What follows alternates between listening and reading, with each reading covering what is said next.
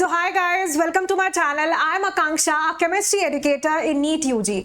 और यार अब एग्जाम बहुत पास है और फोकस सिर्फ और सिर्फ इस बात पर होना चाहिए कि 5th में एग्जाम में पूछे जाने वाले हर क्वेश्चन को हम क्रैक कर पाए। And with the same objective आज मैं आपके साथ ये वीडियो शेयर कर रही हूँ क्योंकि केमिस्ट्री में प्रीवियस ईयर क्वेश्चंस या फिर प्रीवियस ईयर पेपर्स के एनालिसिस के बेसिस पर ये पता चलता है कि कुछ सब टॉपिक्स ऐसे हैं which are examiners absolute favourite, यानी कि कुछ सब टॉपिक्स यार हर चैप्टर से ऐसे हैं जो जहां से ऑलमोस्ट हर साल क्वेश्चन पूछे जा रहे हैं। यानी कि आज के इस वीडियो में मैं आपके साथ वो 20 most repeated previous year question share करने वाली हूं, यानी कि कुछ ऐसे सब टॉपिक्स जिनका पास्ट ईयर्स में रिपीटिशन फ्रीक्वेंसी बहुत हाई रहा है।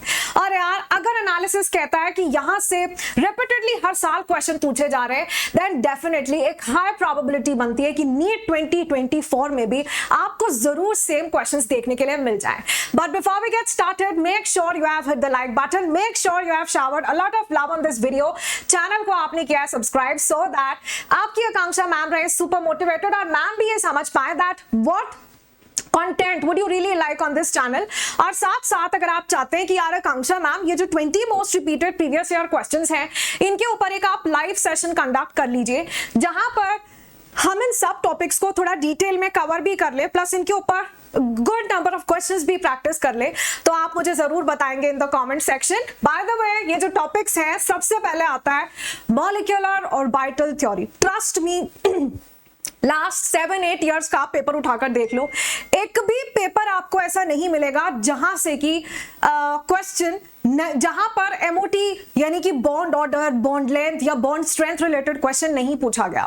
तो एमओटी बड़ा सिंपल है यार, उसमें आपको मॉलिक्यूल्स की इलेक्ट्रॉनिक कॉन्फ़िगरेशन लिखना आना चाहिए। मॉलिक्यूल्स को भी हम दो कैटेगरीज में क्लासिफाई कर लेंगे, एक वो जिनके पास number of electrons less than 14 या उसके इक्वल होते हैं, या फिर number of electrons greater than 14 वाला। दोनों के लिए इलेक्ट्रॉनिक कॉन्फ़िगरेशन लिखनी आनी चाहिए और बस फिर तो बॉन्ड ऑर्डर इजीली कोई भी कैलकुलेट कर सकता है और बॉन्ड ऑर्डर का बॉन्ड स्ट्रेंथ, बॉन्ड लेंथ के साथ रिलेशन, तो ये तो जरूरी करना है। उसके बाद नेक्स्ट इलेक्ट्रोकेमिस्ट्री। यार इलेक्ट्रोकेमिस्ट्री में अगर नर्स्ट इक्वेशन नहीं किया जाए तो इलेक्ट्रोकेमिस्ट्री तो अधूरा ही लगता है उसके बिना, है ना।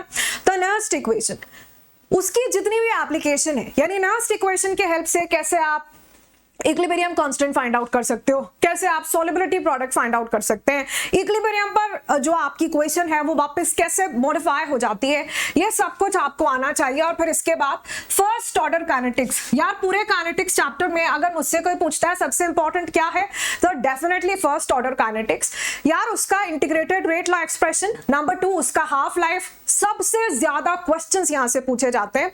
इनफैक्ट जो इसका ग्राफिकल रिप्रेजेंटेशन होता है ना, जब आप ग्राफ प्लॉट करते हैं कॉन्सेंट्रेशन और टाइम के बीच फॉर फर्स्ट ऑर्डर, वो भी काफी बार पूछ लिया जाता है।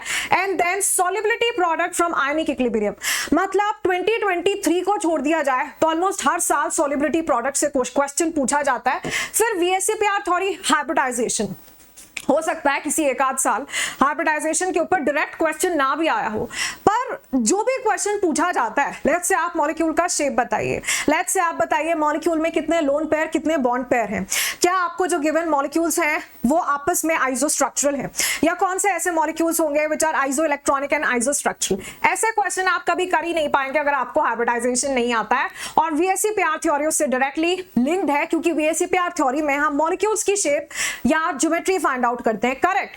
तो यार कभी आएगी ही नहीं आपको ज्योमेट्री क्या है, शेप क्या है, अगर आपको हाइब्रिडाइजेशन नहीं आता है। सो मेक श्योर कि आप इसको जरूर करें। फिर इसके बाद डायपोल मोमेंट एक बहुत छोटा सा टॉपिक है, लेकिन इसमें अच्छे एग्जाम्पल्स हम डिस्कस कर सकते हैं, गुड नंबर ऑफ एग्जाम्पल्स इसमें आते हैं टॉपिक में। एंड हेंस यहां से भी यूजुअली आप से ट्रेंड या फिर increasing, decreasing, ascending, descending order वाले क्वेश्चंस बहुत ज्यादा पूछे जाते हैं डायपोल मोमेंट से। उसके बाद strength of acids and bases. यार ये टॉपिक आ जाता है जीओसी में। जीओसी में हम डिस्कस करते हैं कि अगर हमें सर्टेन एसिड्स या सर्टेन बेसिस गिवन है तो उनका असेंडिंग या डिसेंडिंग ऑर्डर क्या होगा, उनके एसिडिक या बेसिक स्ट्रेंथ का।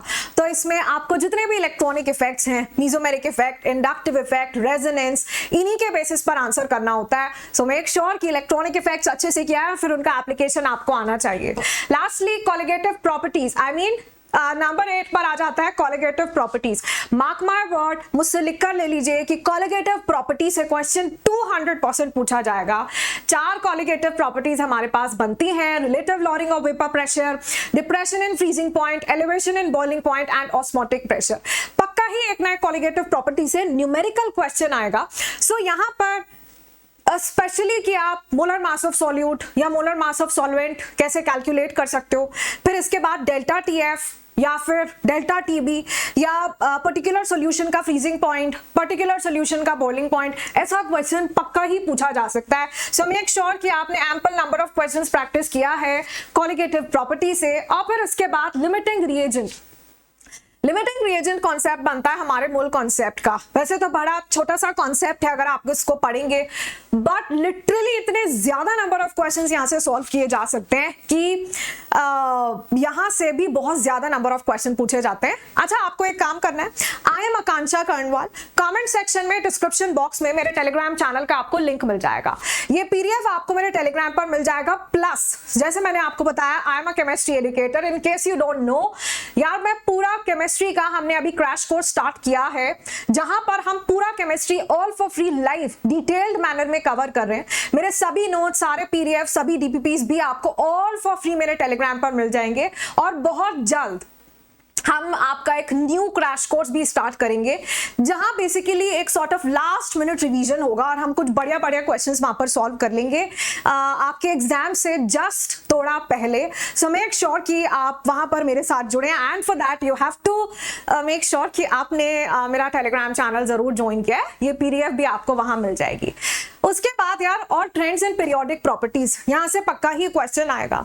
जितने भी ट्रेंड्स होते हैं, मतलब जितने, जैसे कि atomic radius, ionization enthalpy, electronegativity, electron gain enthalpy, यार ये सबसे ही क्वेश्चन पूछा जाता है। और लेट मी टेल यू कि हालांकि एस ब्लॉक डिलीट हो गया है ना, बट स्टिल जितने भी ब्लॉक्स हैं उनके सभी प्रॉपर्टीज के ट्रेंड्स आपको आने चाहिए। और अगर आप मेरा भी यूट्यूब पर पीरियोडिक प्रॉपर्टीज फॉलो करेंगे तो उसमें मैंने सभी ब्लॉक्स का इसी चैप्टर में ट्रेंड पढ़ाया है। और ध्यान रखिए, नॉर्मल ट्रेंड में किसी को इंटरेस्ट नहीं है कि कौन डिक्रीज हो रहा है, इंक्रीज हो रहा है। यूजुअली क्वेश्चन पूछा जाता है एक्सेप्शन से, सो स्पेशली आपको एक्सेप्शंस पर फोकस करना है। FLTD ये क्या होता है मैम?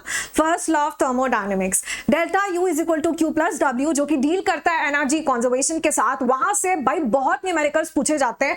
और मैं आपको बताती हूँ, इसमें स्टूडेंट्स गलती करते हैं यूनिट कन्वर्जन में, ठीक है? तो यूनिट कन्वर्जन आपको जरूर आना चाहिए। Litre ATM, 1 litre ATM is equal to how many joules, है ना? 100 जूल्स के बराबर होता है, अप्रोक्सीमेटली 101। तो यार ये बहुत ज्यादा इंपॉर्टेंट है। इस सिंपल से यूनिट कन्वर्जन के नहीं आने की वजह से सब कुछ आते हुए भी आपका क्वेश्चन रॉन्ग हो जाएगा। तो यहाँ पर एक तो यूनिट कन्वर्जन और साइन कन्वेंशन पे ध्यान रखेंगे, वेदर हीट मिल रहा है टू द सिस्टम या हीट बाहर निकल रहा है from the system, work is done by the system, on the system, positive negative science का ध्यान रखना है। पीएच कैलकुलेशन, हैंडरसन-हैसेलबैश इक्वेशन, यार ये आती है हमारी आनिक इक्विलिब्रियम में। हैंडरसन-हैसेलबैश इक्वेशन बफर सॉल्यूशंस का पीएच कैलकुलेट करने के काम आती है।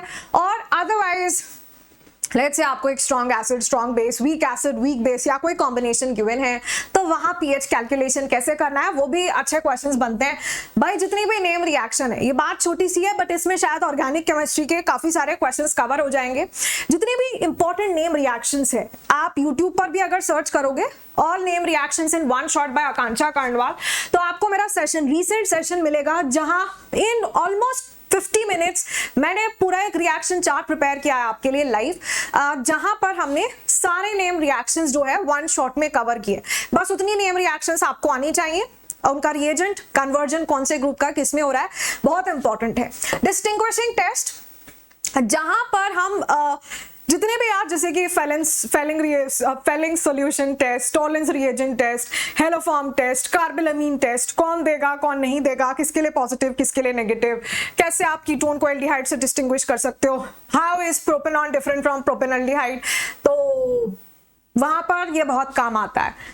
फिर इसके बाद what is the relationship between KP and KC. अगर आपको ध्यान है ये relation KP is equal to KC RT की पावर डेल्टा एनजी, तो भाई यहाँ से भी बहुत क्वेश्चन आते हैं और ये बड़ा ही आसान है। Provided you know how to calculate delta एनजी, इजीली आप रिलेशन बता सकते हो। लास्टली हमारे पास यहाँ पर आ जाता है the balancing of redox reaction. बड़ा आसान सा टॉपिक है। ऑक्सीडेशन नंबर मेथड से आप बैलेंसिंग कैसे किया जाता है सीख सकते हो मेरे सेशंस के हेल्प से भी, और वहां से क्वेश्चन आ जाएगा। Relation between delta H and delta U, यार मैं बात कर रही हूँ ये वाले रिलेशन की, है ना। यहां से भी अच्छे नंबर ऑफ क्वेश्चंस पूछ लिए जाते हैं। इसमें भी बस कुछ नहीं, अगर आपको मालूम है कि डेल्टा एनजी क्या होगा, आसानी से आप अपना आंसर बता सकते हो, ठीक है। तो ये एक इंपॉर्टेंट रिलेशन। उसके बाद nomenclature and isomerism of coordination complexes. I mean past year papers अगर देखते हैं तो ऑलमोस्ट हर साल कोऑर्डिनेशन कॉम्प्लेक्सेस के आइसोमेरिज्म रिलेटेड क्वेश्चन पूछा जा रहा है, या फिर उनका नॉमेनक्लेचर, यानी कि किसी कंपाउंड का आयुपैक नेम क्या होगा, किसी कोऑर्डिनेशन कॉम्प्लेक्स का आयुपैक नेम क्या होगा, वहां से भी काफी क्वेश्चंस पूछे जाते हैं, तो इसको अच्छे से करना है। नेक्स्ट हमारे पास आता है hybridization, the spin and the magnetic moment. बेटा पढ़ा होगा आपने कि ये इनर ऑर्बिटल कॉम्प्लेक्स बनेगा या आउटर ऑर्बिटल कॉम्प्लेक्स बनेगा। मैं बात कर रही हूँ कोऑर्डिनेशन कॉम्प्लेक्सेस की। मैग्नेटिक मोमेंट जिसका फॉर्मूला होता है √n+2। यार स्पिन यानी कि हाई स्पिन बनेगा कि लो स्पिन बनेगा। मैग्नेटिक बिहेवियर पैरामैग्नेटिक होगा, कॉम्प्लेक्स या डायमैग्नेटिक, यहां से बहुत क्वेश्चन जरूरी क्वेश्चन पूछा जाता है इनफैक्ट। लास्टली जो आपकी ऑक्सीडाइजिंग प्रॉपर्टीज हैं K2Cr2O7 और KMnO4 की, बहुत सारे एग्जाम्पल्स आपको एनसीईआरटी या फिर मेरे नोट्स में देखने के लिए मिलेंगे। डी ब्लॉक की मैं बात कर रही हूँ, जहां हम डी ब्लॉक के कंपाउंड्स की एप्लीकेशन पढ़ते हैं, तो वहां पर यह आता है, बड़ा इंपॉर्टेंट है, ठीक है। So these were some of the topics, and then I have a great piece of news for you, which is Unacademy RM, which is going to be one of the biggest event on 7th April 1 to 3 PM, जहां पर यार आ रही है बहुत सारे famous personalities भी। So make sure कि आप जो है हमारे साथ यहाँ पर जरूर जुड़ रहे हैं। मैंने ना कमेंट सेक्शन में एक लिंक पिन किया है, जिसके हेल्प से आप हमारे साथ लाइव इस इवेंट में जुड़ सकते हैं।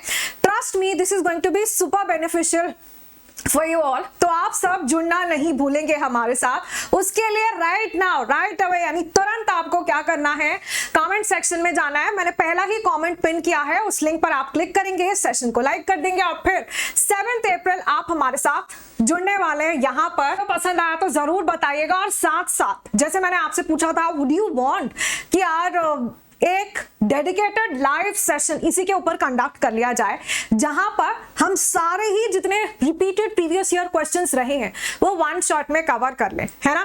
That was all for today. I will see you the next time. Good luck and take care.